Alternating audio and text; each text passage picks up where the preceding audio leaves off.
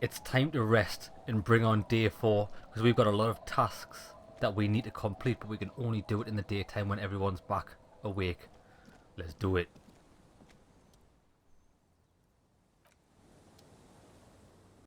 I wonder what type of things my brain's gonna be saying to me in my sleep.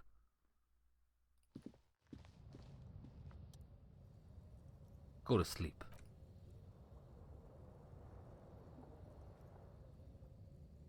Across the room, the heating system hums its soft lullaby. The mattress feels soft and sheets warm. It only takes you moments for the world to fall away.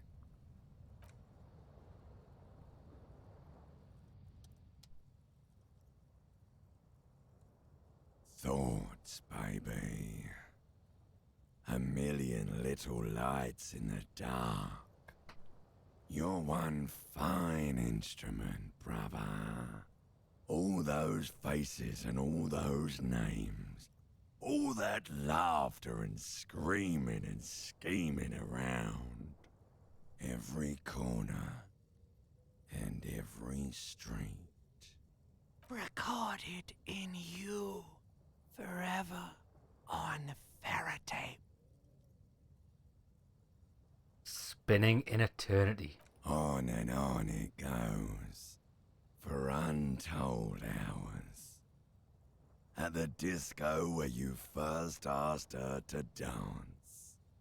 Rising, rising, above the dark curvature, the great wingspan of sleep, studded with stars. Behold, there are millions of them down there. The first time, the last time, the smoke in her mouth, the potted flowers, the faces turning, changing. What is it? It's the world, Harry boy, and you're made of it. Every day you're out there, you make more of yourself from it. I'm afraid you can't be unmade now. You can never forget this shit. The rain, the snow. I don't want to. It's beautiful. Beautiful. It's stuck on loop, whirling, spitting out words and images. You're the son of the world again. Harrister, a ceaseless agent, picking up litter and old newspapers, collecting your little bubblegum wrappers and idiotic picture postcards. Meaningless, meaningless keepsakes. Reading your awful letters and recalling things, aren't you? The endless names of the world. An address book you are. The map of a city. That's right. I am an agent of the world. You'll go insane if you keep going like this. One more day, and you'll be in the loony bin. I just know you will. And for what, brother man? Solving your little crossword puzzles, doing your tasks, crossing names off your lists, trying to become some sort of world detector. It won't make it okay. It won't put smoke back in her mouth. Why? 'Cause only love can break your heart. Damn, dropping some knowledge bombs on we're here. Feel the pillow under your cheek. Beep, beep, beep. The alarm is ringing, Harry. The disco circus goes on and on. You barely slept 3 hours last night. You can do it. It's nothing. Do it for the city. Go. Do it for the wind. Open your eyes.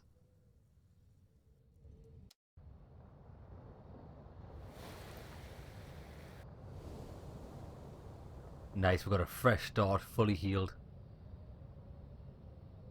Come on, mate. Let's go.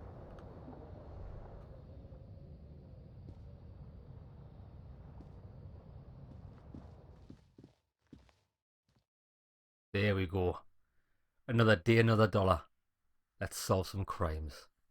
Or let's take more bribes. Whichever one comes first. Oh, there's my mate Kim.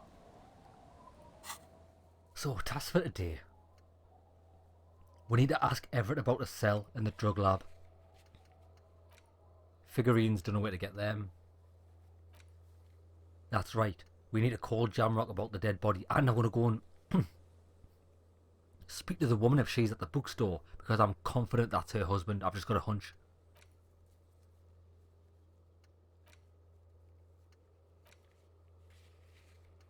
I've got to find a working firearm that shoots that ammo. Ask Ruby about Ruby in the village.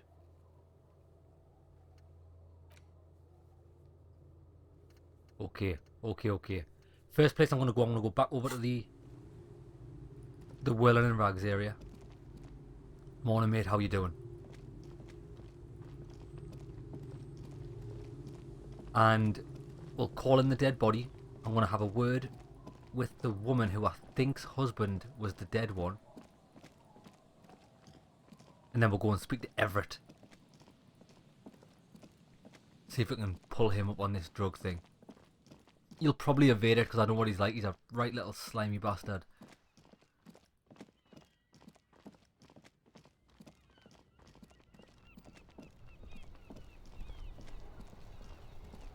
Oh, what's going on here?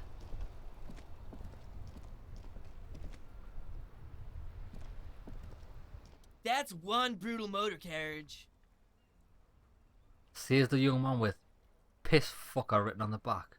If I were a real skull right now, I'd jack it, paint it in palm tree livery, then bottom light it neon style.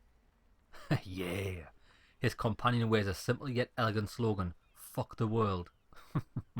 Snazzy shit ripped skull mobile like this would make a fine trophy. We could, like, hang fucking shrunken heads from the side mirrors. Cops' heads, scary tribal shit. Yeah, sounds awesome. Yeah, tribal shit. A cop carriage like this would have proper skull value. Skull value. While I appreciate the interest you take in my brutal motor carriage, I have to stop you right there. The RCM takes threats directed at its property seriously. It's just theoretical work, Copper. No basis in reality. Man, if we were certified skulls right now. What the hell? So who are you? I can tell you who we're not, cop. We're not snitches or skulls. Which is not to say that the skulls are bitches and on the contrary. The part of the presentation you want to take home with you, cop man, is we're not part of the skulls. Yet. Yet? Who exactly are the skulls? You don't know? What kind of cop are you? I'm so glad you asked. No, I really don't. The skulls are the most vicious gang of Besmertine. Gang of the Besmertine. His voice rings with excitement. The nastiest bunch of psychos ever, jacking carriages and getting into high-speed chases. Sound like a bunch of wankers to me. Possessing an infinite amount of fuck-all swagger, infamous for their non-verbal modus operandi. I'm gonna say nothing. They usually occupy the burnt-out quarter in Jamrock, or you can find them loitering around their brightly painted bottom-lighted vehicles. Oh, I can't wait to become a skull. Bottom lights are wretched aggressive. Do you know anything about the murder that took place here? Murder? A man was hanged in the back of the Whirling and Rags. Yeah, sure. We'll gladly tell you everything we know about it. He clears his throat. It was a man. What? Also, he was hanged. Don't fuck around. I am the law. What a twat. Yeah, I mean, duh. These punks don't know anything. Let's just move along. Hey, stop right there. How does one know anything? What does that mean? Fucking philosophy, man. You can do that aggressive shit with philosophy. Justify shit. These are like adult kunos. Do you guys know Cindy the Skull? Ah, Cindy the Skull, that's right.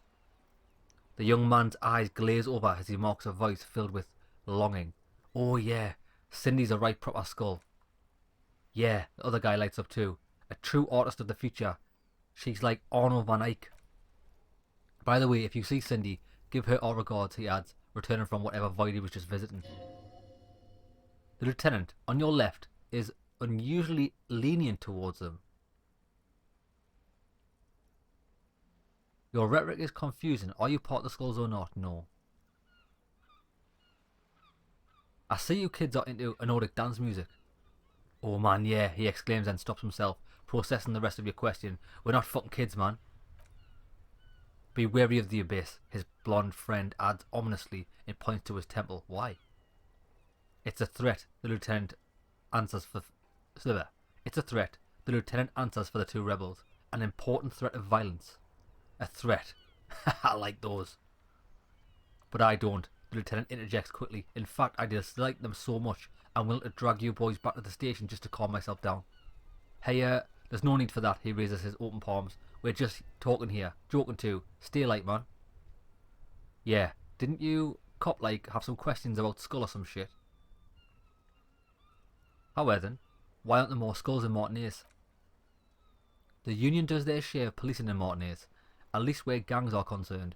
The lieutenant replies instead. That's why there isn't much organised crime around here. Apart from the Union themselves, of course. Don't you worry about that. We're going to make up for this deficit. Yeah, we are, the young man exchanges approving nods. Your rhetoric is confusing. We're not franchise skulls. Well, not yet. Once we get our name out there, we'll have a chance to join them. And what would make you think that the organisation would accept you? Because we can be just as psycho and vicious, you'll see. Really? I hope I get to punch this guy. But it's a non-threatening and definitely legal way. The other one quickly adds and whispers something to his friend. Oh, that's going to be my wasteland realities ready. We'll fuck this system from the inside later. Just be cool now. The damage will be tenfold. So that's what I heard him say. Right on. Fuck the blonde agrees and provocatively spits on the pavement. So what's happening now? Right, that's enough. What's with these jackets? What about them? Turn it on the blonde youth. What does your jacket? Why does it have that wrote on it? Piss fucker written on it. Well, first off, it's a statement and not necessarily something that characterises me as a person, even though the statement has character and I do like piss. The word piss fucker epitomises the struggle taking place in the world. Think being defined as they seem, not as they are, and I guess it's also about communal spirit, the future, and truly appreciating our differences. Also, you've got to admit, it catches the eye, and since the Grand Piper is slowly but steadily moving towards the basin, the economy is on it, attention. It's the imperative that the medium itself conveys this message. What? What I mean by this is, we are all piss fuckers, and that the world is inherently meaningless. Why do you have fuck the world written on the back? Like I said before, many men keep searching for the one, for so-called true love, which is actually just obsession masquerading as a kinship, the thrill of the chase, the hollowness that fills your chest cavity after catching it. He's got a point. To catch a fish you need to hurl the lure many times, and even then it isn't certain that you'll get anything. If you blow up the lake though, blow it up. You get more fish in a shorter time, and for time is of the essence, and fleeting ever so quickly, one must think of a way to fuck the whole world, and not get caught up in a fucking someone. Okay. Because when one fucks everything, he fucks nothing, and that, to me, feels glorious. Sticking your dick into the void. This guy's a legend. It is a coincidence that we have two badass jackets and two badass cops. Oh my god. Hey Kim. Yes? Do you think it's a coincidence? What is? That there's two of us and two of these jackets? The lieutenant looks confused. What are you implying? We should get these jackets. Which one would you wear? I'm not sure I understand you, detective. Are you more of a piss fucker or a fuck the world type of guy? Neither. Come on, Kim. It's just a mental exercise. Fine. If only to end this discussion. Theoretically, If I were a juvenile delinquent, if I were to already be down that path, I think piss fucker is the stronger of the two statements. That works. I feel more like a fuck the world type of guy. Seems about right, the Lieutenant marks, especially considering your heroic exit attempts. Ooh, half-light. Right. So, are we done here, or one of the jacket owners asks impatiently, you don't need us around for your secret whisper party, do you? No, not yet. Right, hold that thought. Oh, wait there. Oh, cause I've got this thought, I can't save it. Oh, that's right, this wasteland of reality. Congrats, you're sober. Way hey. It will take a while for your body to remember how to metabolize anything that isn't sugar from alcohol, so you're going to be pretty ravenous soon. Eat plenty. You can expect your coordination and balance to improve in a couple of weeks. In 2 months, you might have to start sleeping like a normal person. Full recovery will take years, though it'll be depressing and it'll be boring. Don't expect any further rewards or handiclaps. This is how normal people are all the time. So I get -1 physical instrument, -1 inland empire, -1 suggestion, but +1 psych. So do they not balance out?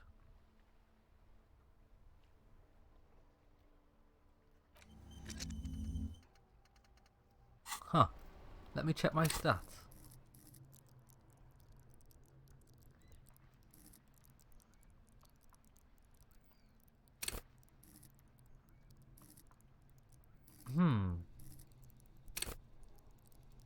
That was at 7 before, wasn't it? And that was at 9. So what I think it's done is it's actually raised the cap of psych. But I do like it because it ties in with what I'm trying to do with my guy. Right, let's save it.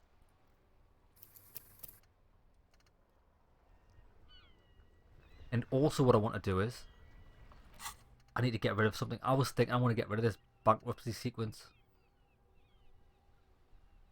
Because that, and what is the other one?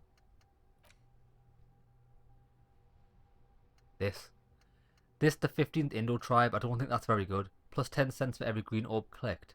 I've run out of green orbs. Learning cap for Saviour Fair reached to 6. I'm not even going to put points in that. Right, well.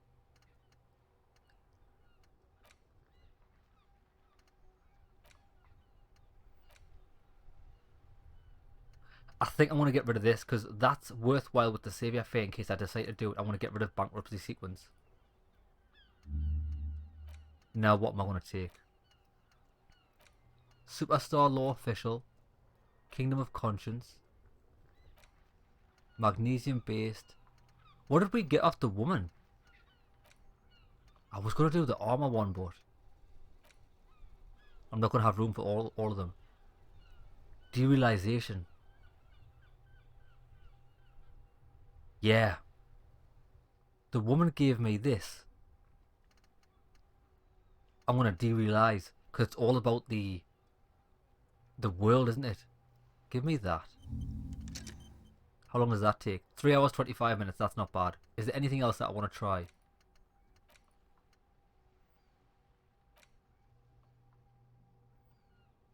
Magnesium based land.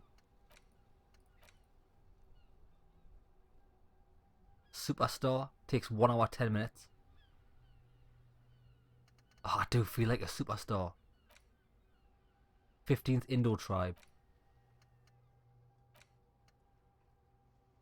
I'm going to get rid of that. I don't think I need it. Saviour Fair 6. Saviour Fair 2. 1, 2, 3, 4, 5, 6. So I'll be able to get 3 in that.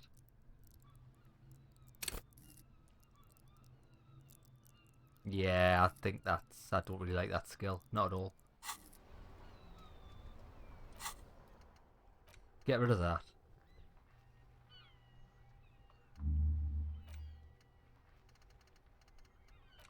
I'm a superstar, baby. So these will be done, both done in about 3 hours time. Right, let's... And what do I need? I need to change my clothes for that skill check. I've actually forgot what it is. It's a red one. Half light. Improve half light.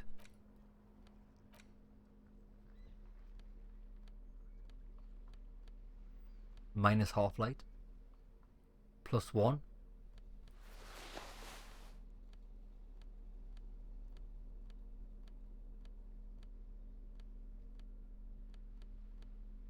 I'm confident I've got more in half light.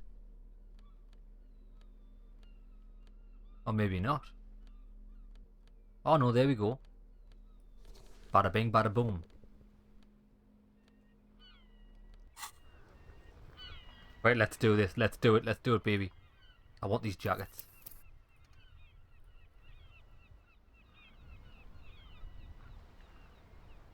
That ride is fucking lightning.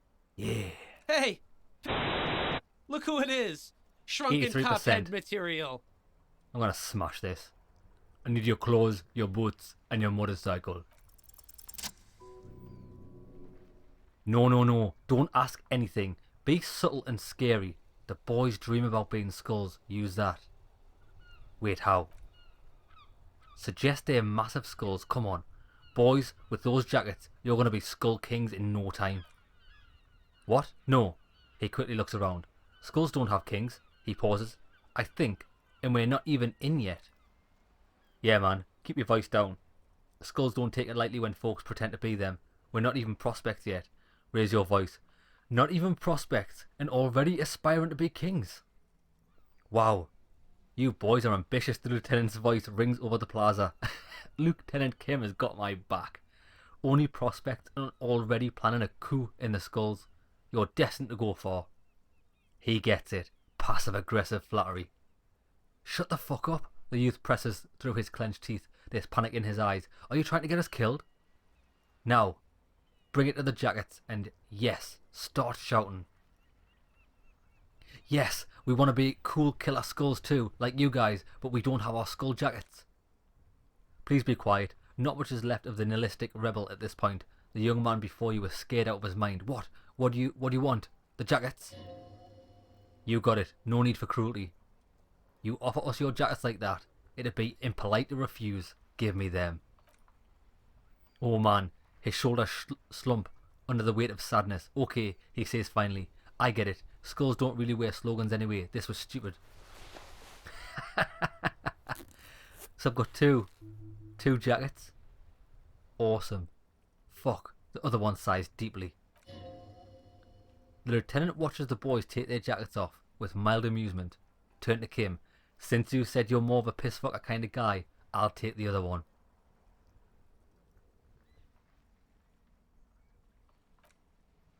I'm absolutely okay with not having either one, thank you. But why not? They're a pair. We could really raise hell. Go on uncover. Go undercover hard. The case doesn't require us to go undercover or raise hell. In fact, I don't think the jackets will be useful at all. I just wanted them not to have them anymore. Cold-hearted cop. Still, it's good to know we have a pair in case the need arises. The need will not arise. Pity. The jackets are meant to complete each other. If a man were standing alone on a street corner with piss fucker written on the back, it'd just be an individual that has taken a liking to urine. And fuck the world, all on its own is frankly generic. The dark-haired young man just stands there defeated. The wind blows. I don't know, Eric. It's cold out. He finally says to his friend. Yeah, the blonde man replies. Let's get out of here then. The cops fucked us. Yeah, fucked them real good. Yeah, the blonde man replies. Let's get out of here. Oh, I've already read that. Done. Let me have a look at these.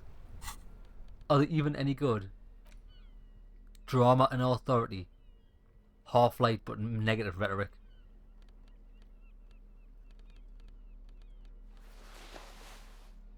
Oh baby, that is. I'm just realising like, I'm walking about with a fucking sword. My guy is such a hero. Let's have a look at this one. Yeah, I think that one would suit Kim. It's a shame he won't wear it, but never mind.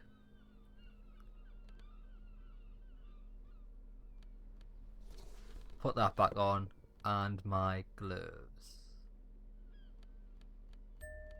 Yeah, this is pimping this.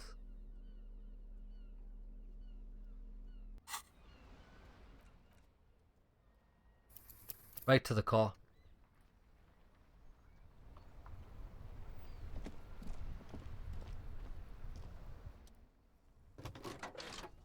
So we need to call.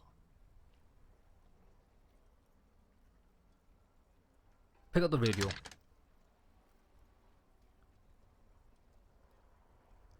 Yeah, connect me to the Jamrock Public Library. Should be open now. Oh. 10 AM to 6. Okay, well that's not too bad. What I am going to do though is, I'm going to head to the bookstore and have a word with that woman again.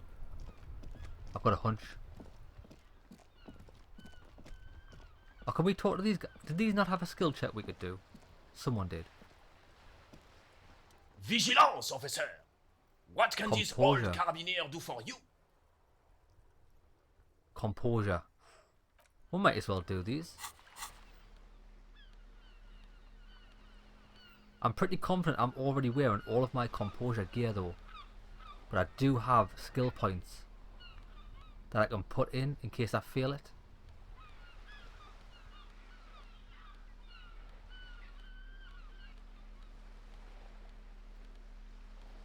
I think composure is a good skill to have. Right, let's give this a shot. Vigilance, officer! What can this old carabinier do for you? All you observe is a veteran refusing to let go of the past in his uniform. This is not uncommon. He catches your glance and nods. This is the uniform of the Royal Carabiniers in service of Frisel I Guillaume Le Lion and the valiant King Philippe V before him. Don't you mean Frisel the Fun? You do not speak his name, Craven. Although he was a clown, he adds, he turns back to you. But he was our clown, ours to ridicule, and ours to mourn. Right. Oh, maxing composure? Ah, fuck.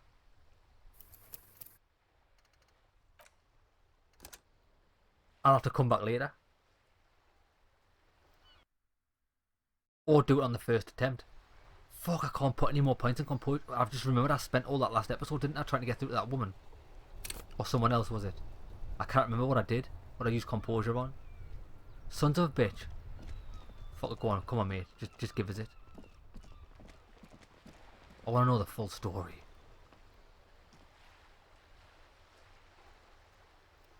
Vigilance, officer! What can Yes. this old carabinier do for you?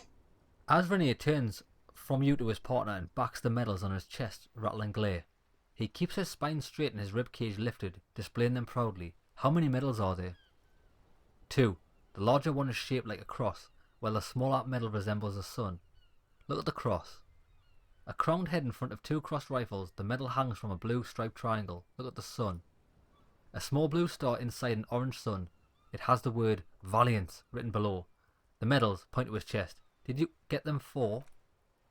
Bravery, he interjects. It's a conflicted topic for the old veteran. There must be a number of controversial episodes in his service days. For bravery. For doing my duty in the heat of battle. For looking my mortality in the eye. When men like Gaston here hid in the bushes and shot themselves. He saved some Maudie, princeling who foolishly strolled into the front line in his gown of velvet and gold. Saved a princeling.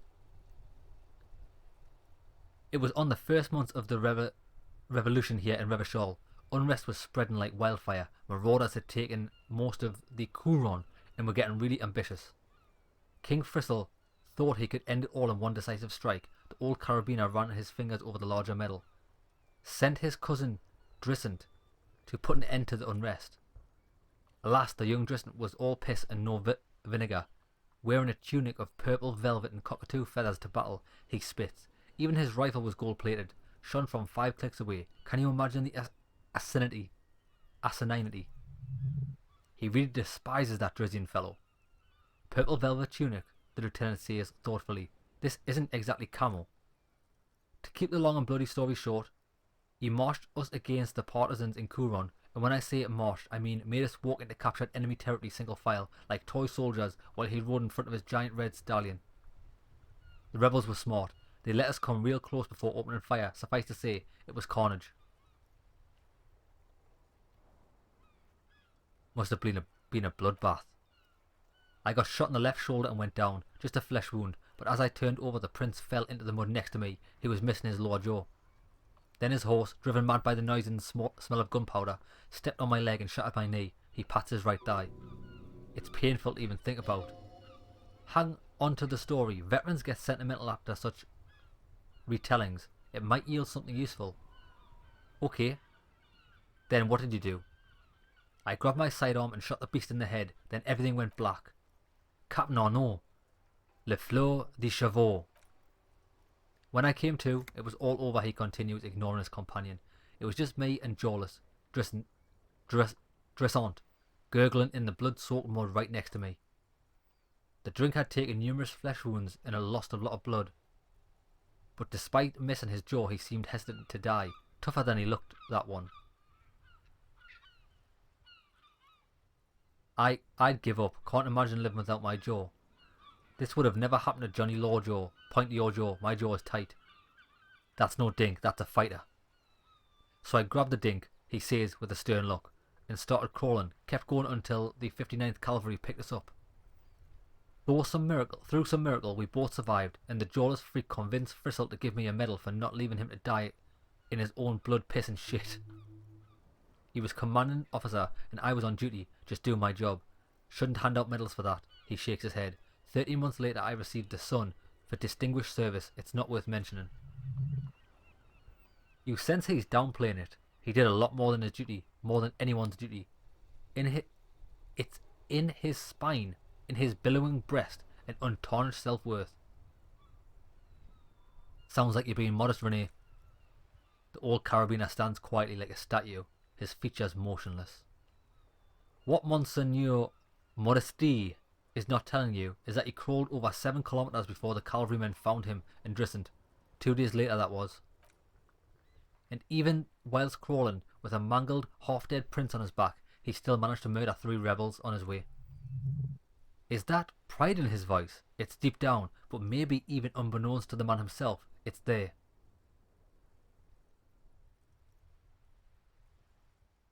Hold on, you're just a little bit proud of Renee's heroics, aren't you? Sorry, officer, but you're reading me all wrong, he chuckles. I'm a man of peace, and these kinds of bloody heroics are only impressive to men like Renee himself, certainly not to me. How did you find the story to be, officer? Quite impressive. It's men like Renee who made Revachol great once. Maybe. But also, bear in mind, officer, he points to the sun-shaped medal on Renee's chest. They don't hand out these for anyone with a service record. Oh no, you have to get shot. He nods eagerly, repeatedly. And you need to get your hands bloody too. Really, really bloody. Do not speak of what you know nothing about, poltroon. He slams the heel of his boot on the ground.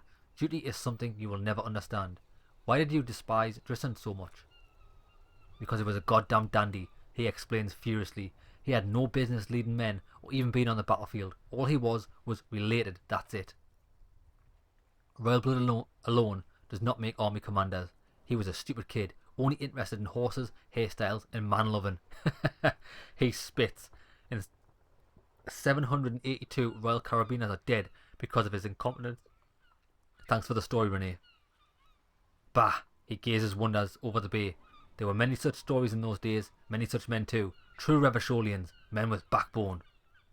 Oh yes, Renee, yes. The jolly man nods meekly. Men were bigger, girls were prettier, and everyone was a fascia. Lord, please bring those days back if you can.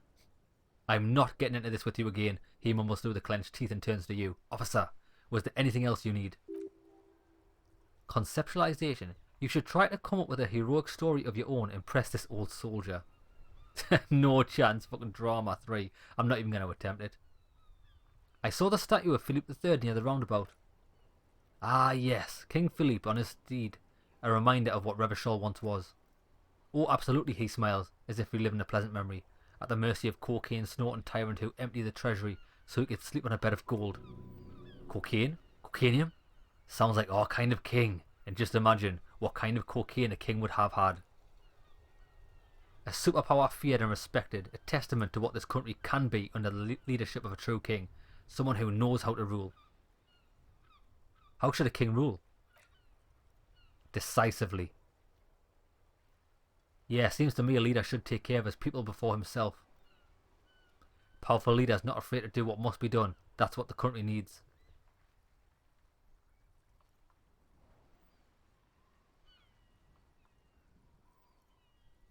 Yeah, you gotta take care of your people, like. Although I agree with both statements. Do what must be done.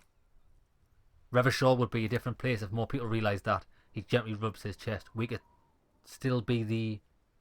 Don't get started on that again. Whatever happened, happened. There's some weariness in his voice now. He's heard this rant too many times before. The carabiner doesn't reply, but his entire being communicates unbreakable resolve. No one and nothing can change this man's mind. He's as rigid as they come. So what was that about cocaine?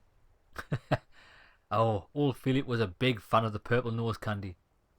You can't even take responsibility for yourself. How would you fathom the responsibility weighing on the shoulders of a ruler? He asks, obviously annoyed. That's why the Philippine kings use cocaine, for clarity of vision. I'm satisfied with the explanation. Of course, the lieutenant marks dryly. Clarity of vision, awareness. He was even brought into this world with the help of cocaine. The court medic administered a dose to his mother when she was in labour. Higher realms, of course, it all makes sense. So wait there. Higher realms, what is this about? Tell me more. It's really not. He turns to Renee. Please do spare us the cocaine fairy tales. I think there is an underlying and overlying theme of like a different world or plane. I want to find out about it. Yes, indeed. We are not here to investigate. Okay. Right, let's go. Oh, right. We are going to go and speak to this woman here if she's still there. And she's not there. Nightmare. I was hoping that woman who was reading the books there was...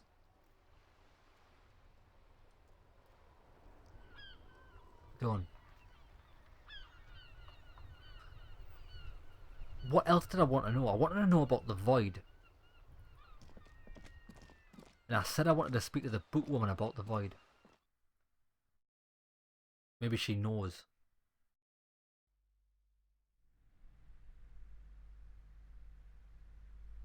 Hello, dear. Hello again, esteemed officer, and welcome to Crime, Romance, and Biographies of Famous People.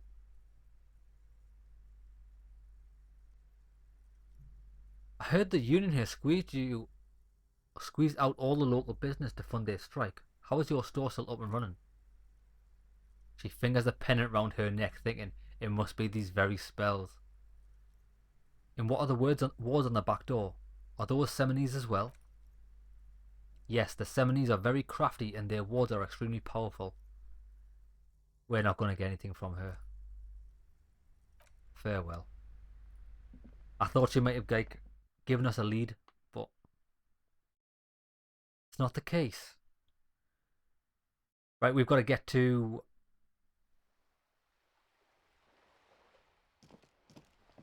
the fat guy, what's his name again? Everett.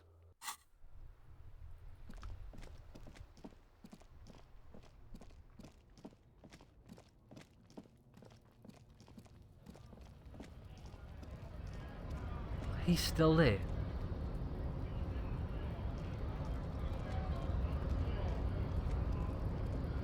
Oh, wait there, do you know what else we could do? I've just thought. I'm sober now, aren't I, according to my thoughts? Let's see what Big Fella's got to say about that. The unpromising race. Nah, I can't. I thought we could have like got some special dialogue saying like, mate, I'm sober now. Not only have I knocked you out, not only have I mastered race theory, but I'm completely sober because I'm a beast. I'm a shining beacon for my race.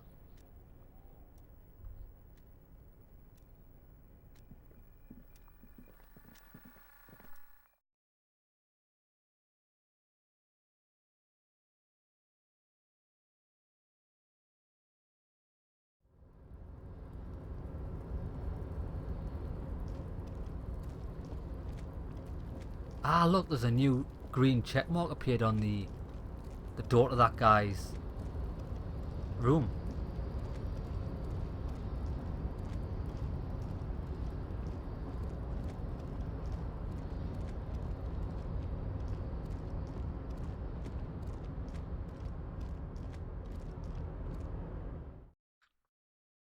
Everett, this guy's a sly dog.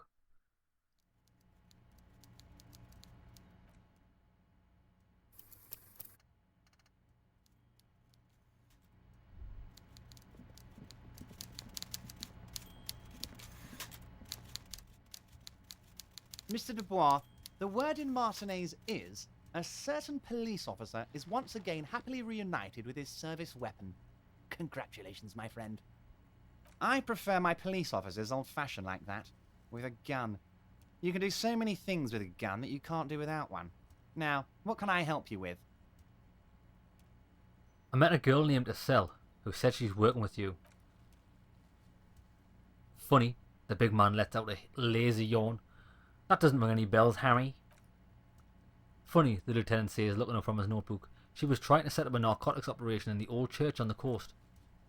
Oh, that Estelle. He taps his temple. Yes, I do seem to remember sending a pretty young thing down there to liven up the place. Get some anodic music in there.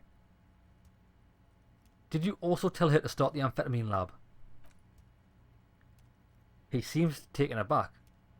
That sounds very immoral and debauched. Frankly, a health risk. But what do I know about the kids these days? The music they listen to, the drugs they do while they listen to that music. He shakes his head with a melancholy smile. It sounds to me like you're trying to start an amphetamine lab in the district, the lieutenant says with an uncharacteristic note of contempt in his voice. And you're using some delinquents you found God knows where to set it up and run it for you. Found God knows where? The big man exhales loudly. That Estelle is the daughter of Miko the Kebab, a man who once killed a guy with a kebab. I think a daughter of a man who killed a man with a kebab can handle running a little nightclub, don't you? Miko the Kebab, really? Maybe it was Bogaway or Jacob. He stares off into the distance, seemingly trying to remember something. I think it might have been Conrad. Anyway, I shut down the amphetamine production, but let them get on with their nightclub plan. A nightclub? He taps his chain. Harry, I'm an old-fashioned guy. After work, I like to listen to some rock and roll music and have non-alcoholic lager. Nightclubs don't interest me.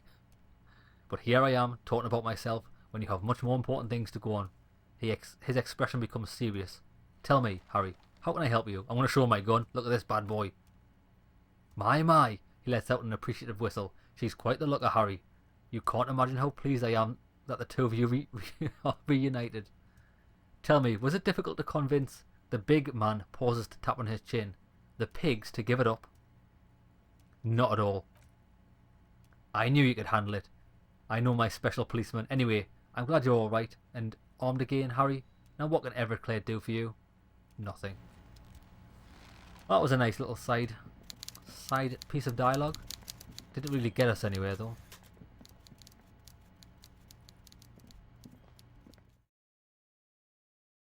I don't even know why I'm walking about with this sword. It didn't even boost my stats or anything. And I don't need the torch either. Give me...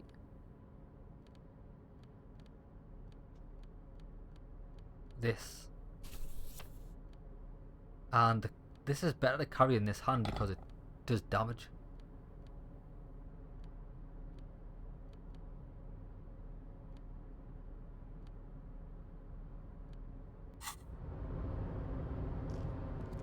Right then.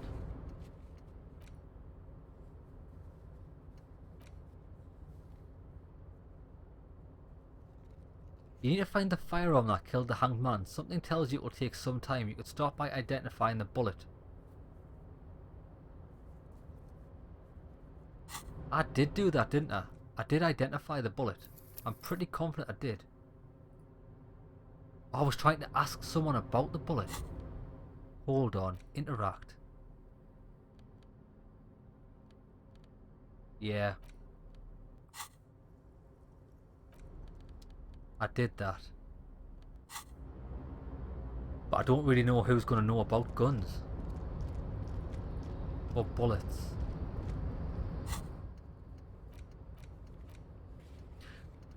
Oh, we need to pass some time.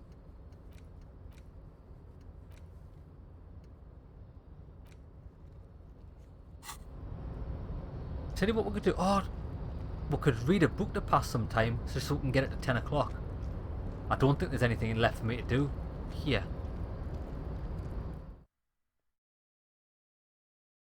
Not really, anyway.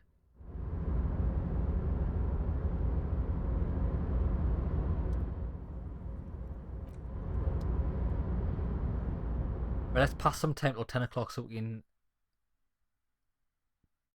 call in the library, the public library, about the dead body. That might give us a lead. That might probably lead us to something.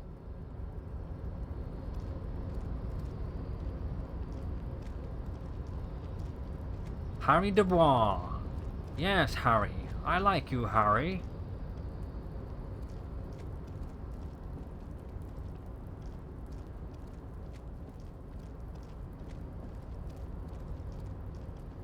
See, look, that orb there. Too bad I've got rid of the skill that gives me money for it. Unlucky.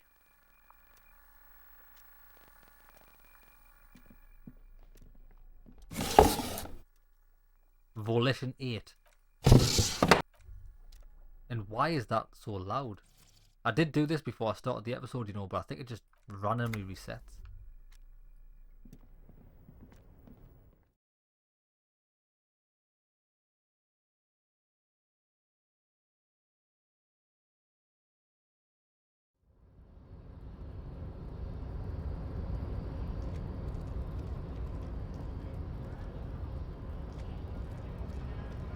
I'll stand in front of the carriage and pass an hour and a half.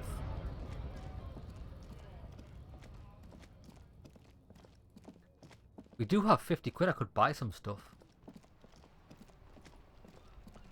From there's a little vendor down there. Right, books, books, books.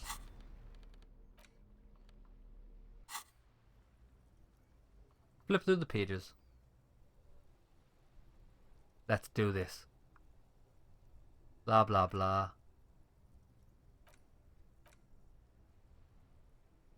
Kim, I know the alphabet now. I thought it said you could pass time by reading books. Maybe that's not the right book.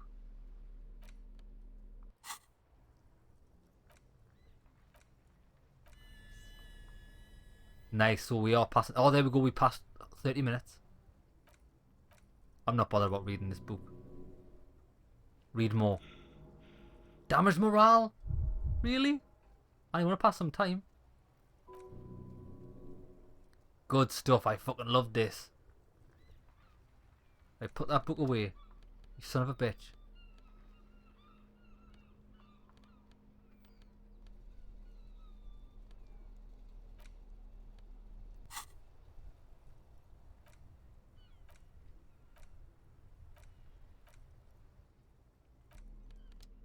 Shit. I need to waste. Oh, that did pass some time.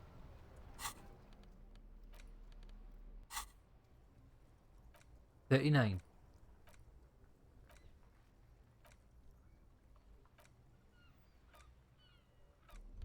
$54. Nearly there. One more time. I love kids' books.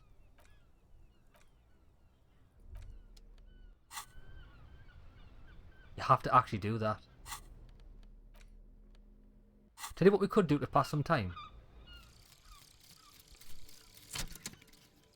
Read some stuff on the car. Right, some kind of superstar. They say the world isn't ready for rock and roll cop. No one wants their state monopoly on violence to be mixed with celebrity worships. They claim to know it would be dangerous for detectives to rise to the ranks of demigods that have sexual encounters with barely legal cover girls. Yes! It would be insane, they say. To all this, you say, fuck off and die, in a cool voice. You people have no idea how good those cops are going to get. They want to crack 20 cases a day. In the future, cops will be like astrophysicists or prime ministers or prophets. And you're the first one. I am the first one. Learning CAF for visual calculus raised to 6. Suggestion raised, well that's useless because we've already got that. Electrochemistry 6, possibly useless. Composure raised to 6. That's good because I can put more points into that. Visual calculus as well is alright. So really we're getting like half usefulness out of this skill. Okay. Watch this. Pass some time here.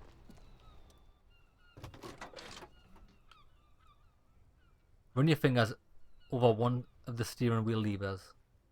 The white suede feels luxurious. Your fingers waste no time closing around the handle. Clutch disengaged. Release the handle. Clutch drops. Right foot yawned for the familiar touch of the accelerator pedal. You've synced with the machine's mechanical circulation. Do I know how to operate this machine?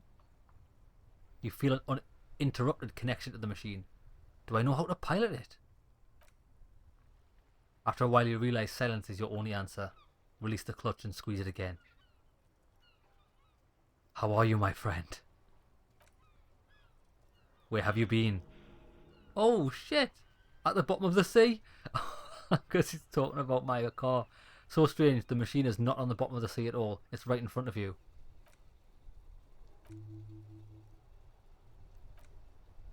Tap on the fuel preheater gauge. Come on, I need to pass 2 minutes. Oh my god. I need to read this book again.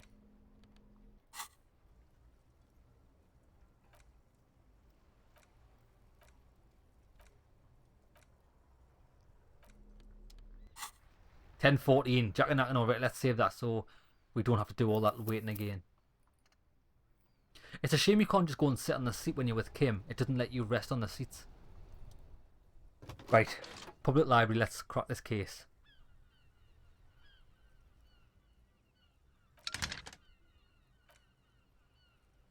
Hold on, officer. I've got Central Jamrock Public Library on the line and I've already introduced you to their librarian. Connecting your call in 2-1. Yes, this is Central Jamrock Public Library here. A male librarian answers your call. How can I help you, officer? He sounds worried, yet ready to assist. This is how people get when the police call. I'm looking for any information that you can provide on a Billy Majan, a reader. Billy Majan, you said. Give me a moment. I'll have to check our database. On Moreau Drive in Central Jamrock, its darkened hall lit by orange desk lamps. Far away from the noise outside, a middle-aged man taps commands into an old radio computer. A printout falls on the desk. Behind him, a lonely reader scours some dusty bookshelves, looking for a paperback. Yes, hello, are you still there? You hear him fiddle with the printout. I found Billy Majan's home address. Is that alright? No phone number, unfortunately. Yes, home address is fine. It's Rue de Saint Ghislaine 33B, apartment number 20. Okay, that is the apartments up there. It's in Martinez, I believe. Capeside Apartments, I'd say, that's all. That's where the smoker on the balcony lives, isn't it? Do you have any other information on Billy Majan? He says here that they returned their last book about a few days ago, but I wasn't at work that day. Do you know someone who was? Marie? He covers the phone with his hand and yells out into some room behind him. Marie, do you remember a reader named Billy Majan? They returned a Thibault book the other day. You hear someone answer from afar.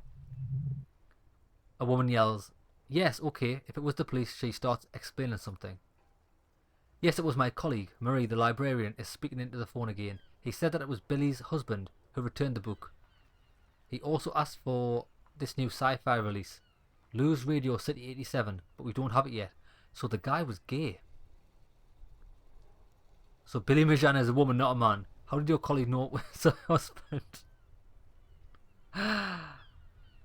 Do you know the husband's name? Sorry, no. Can you describe what he looked like?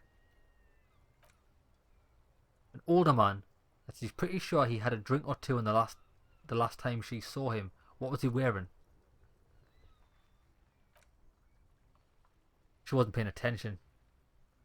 I'm going to say that. So Billy Majan is a woman. Marie knows Billy. She's been working here longer than me. Sometimes her husband returns some books for her. Ah.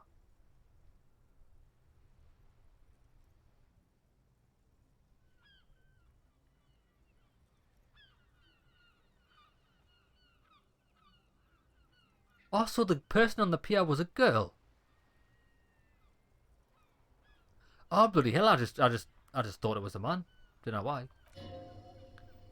And then goes for a little drink later on the lookout. Thank you. All from me. I have no other questions. Happy we could help. Right, so what do I do from here? Nothing.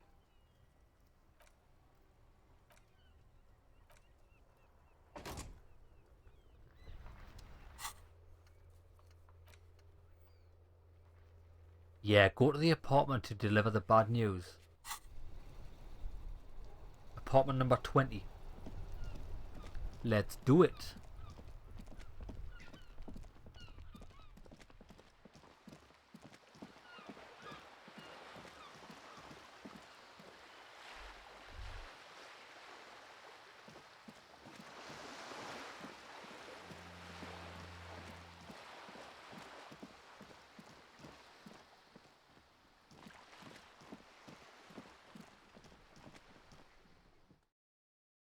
I'm not sure which apartment is number 20 though.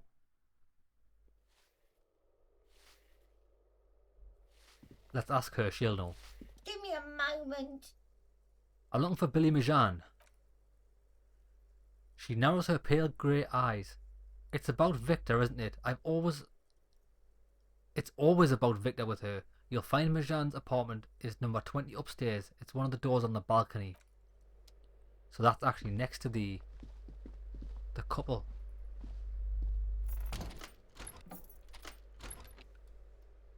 Let's see if we can do anything with this again. Krasmazov was a mass murderer. There's nothing cool about keeping this bust on your nightstand. He's definitely controversial. The tenant here seems to like him. He leans closer to inspect a photo of revolutionaries on the wall. Nothing. It's a nothing.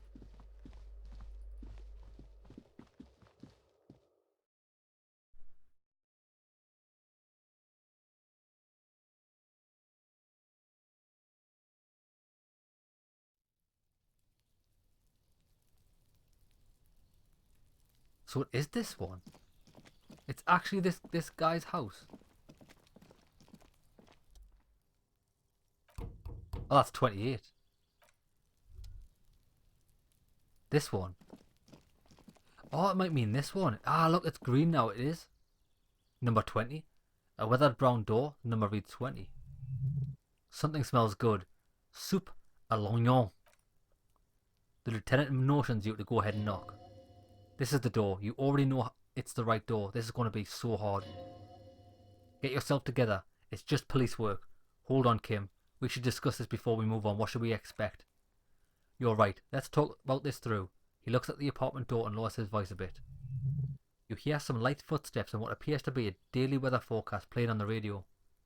We have our first preliminary identification. In all likelihood, the deceased is the husband of Billy Majan. Oh, wait, I'm getting confused. I'm getting so confused with this quest. Right, wait there. The guy wait.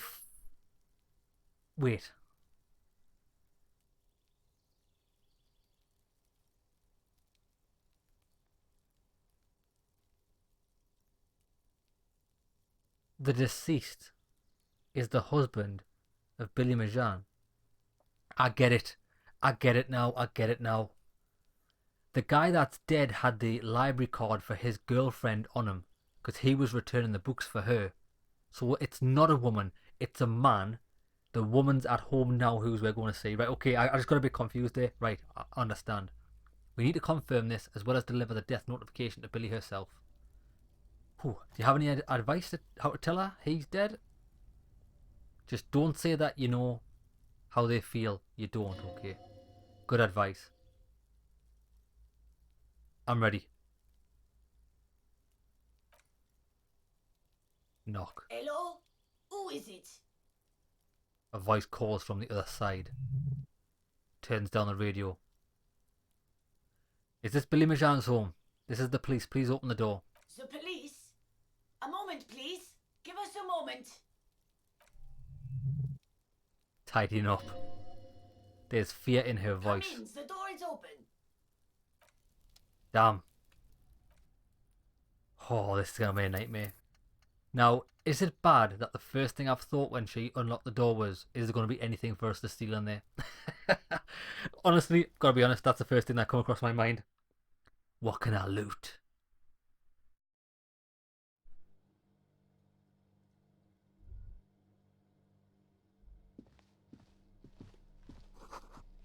An empty pack of red Astra. Humanitarian aid macaronis. Chalk drawn height chart for children's growth.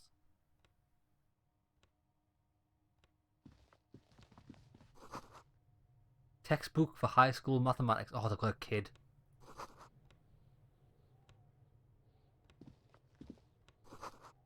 Posters of contemporary pop stars adorn the walls. Its ticker makes you anxious. It's you from the book stand. Did you come to bring my cockatoo back? It is. It is. Did I not?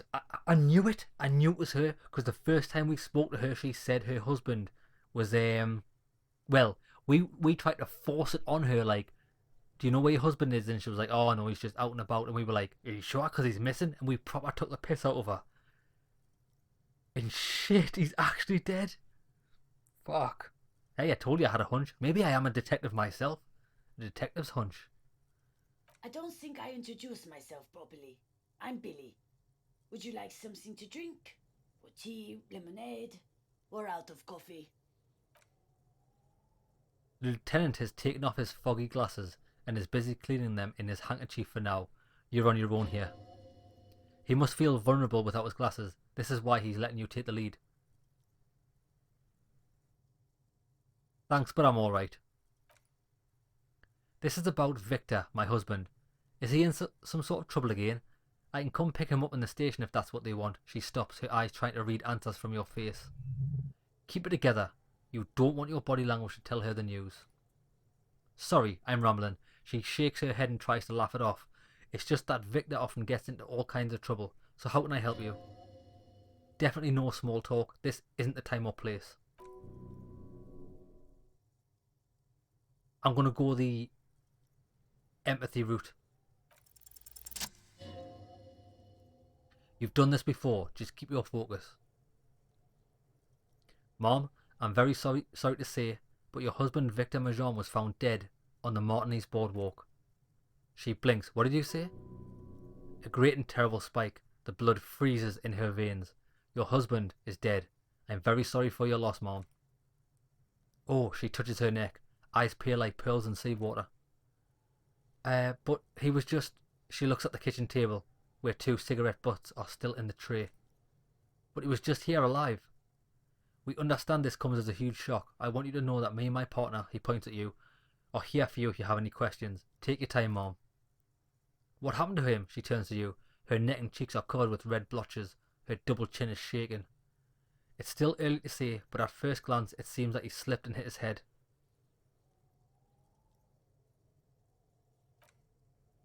Was he drunk? Was he drunk? He was, wasn't he? It may have played a role, yes. I see. She withdraws, trying to picture the scene. And you just found him there, lying in the cold. How long had he been there? If you say 2 days maybe, it will be etched in her mind forever. It's hard to say at this point. She blinks, eyes welling up with tears, as her hands start searching for something from the pockets of her dress. Here, Kim takes out his handkerchief and offers it to the woman. She nods and slowly wipes away her tears. Is there anyone we could call for you? A friend, a family member? Someone who could be here for you? No, she breathes in. I just need to tell my girls. The air gets sucked out of her lungs suddenly. It burns like acid. God, should I call them? Should I tell them to come home? No, a day. No, take a day to recover. You'll be better prepared when they come home tomorrow. Good, that's probably the right thing, thank you, she nods, but with a wretched expression. Just tell me, what do I need to do next? Where is he? Can I see him? We've taken him to the city morgue. The local coroner will be contacting you shortly to arrange the funeral. Here is the number in case you want to contact him earlier. He hands her a leaflet with the morgue's contact information. Is there anything else that the RCM could do for you? No, I'll call you if something comes up. She rubs her face, runs her fingers over her cheeks that have become numb. Thank you, she looks down. Thank you for telling me. I'll call if... She runs out of breath. These are her last reserves of strength. Her muscles will give in soon. Already she starts to shake. Again, I'm very sorry, Mom. The lieutenant nods, looks back at you, his voice lowered. We should step outside and talk. Set the library card by her, leave the room. Shit. That is harsh.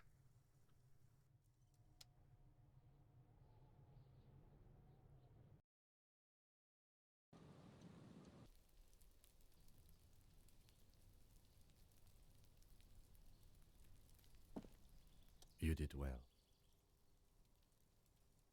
The lieutenant says that as soon as you left the apartment. The balcony feels cool and quiet, with a stunning view over the district. Nod. What now? I'll call the station when we're finished with the day and let them know the name of the deceased. What about Billy and her kids? They'll manage. They have to. It's not your place to live their lives. Exactly. That's it. That's it. Let's get back to our case. Case closed. Boom. Done. Ah, well then. That is harsh as fuck, son. What we'll do is we'll save it here. We'll call it an episode. When we come back, there's not really much we can do. Check the boardwalk again. Check for Ruby. It says here, inspect the mural, but I don't really know where that is. Don't know where that is. Don't know where that is. Yeah, we've got nothing else to do but to really search for Ruby. So we'll do that next episode and see what the crack-a-lackin' is. Okay, lads. Hope you enjoyed the episode. See you in the next one. Well, quite a depressing note to end on this episode with someone dying, giving the news to an old lady. That's the harsh realities of life. See you in the next one.